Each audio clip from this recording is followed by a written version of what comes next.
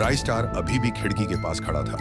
जंगल की तरफ से आई डरावनी हुआं हुआं की आवाज सुनकर वह सहम गया। उसने खिड़की से बाहर देखा। चारों तरफ गहरा सन्नाटा था। गांव की गलियां खाली थीं और कोई भी बाहर दिखाई नहीं दे रहा था। तभी उसे याद आया कि टीना का घर गांव के बाहर है। उसके मन में चिंता हुई। वह तुरंत खिड़की से बाहर कूदा और धीरे धीरे टीना के घर की तरफ बढ़ने लगा। गांव में इतना सन्नाटा था कि उसके कदमों की आवाज भी साफ सुनाई दे रही थी। कुछ देर बाद वह टीना के घर पहुंचा, लेकिन घर का दरवाजा खुला हुआ था। राइस्टार अंदर गया, पर वहां कोई नहीं था। टीना, टीना, उसने धीरे से आवाज लगाई। कोई जवाब नहीं मिला। तभी छत से किसी के चलने की आवाज आई।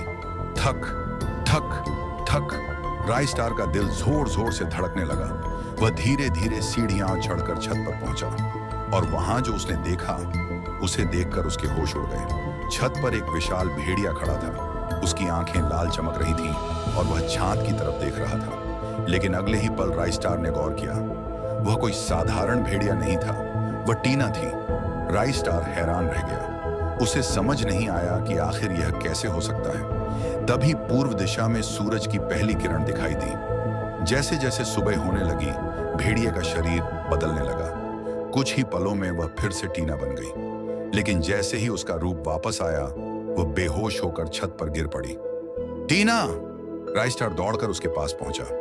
उसने टीना को संभाला और उसे अपने घर ले आया। टीना अभी भी बेहोश थी।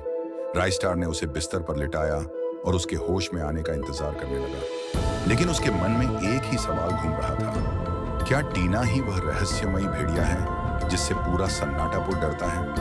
जारी रहेगा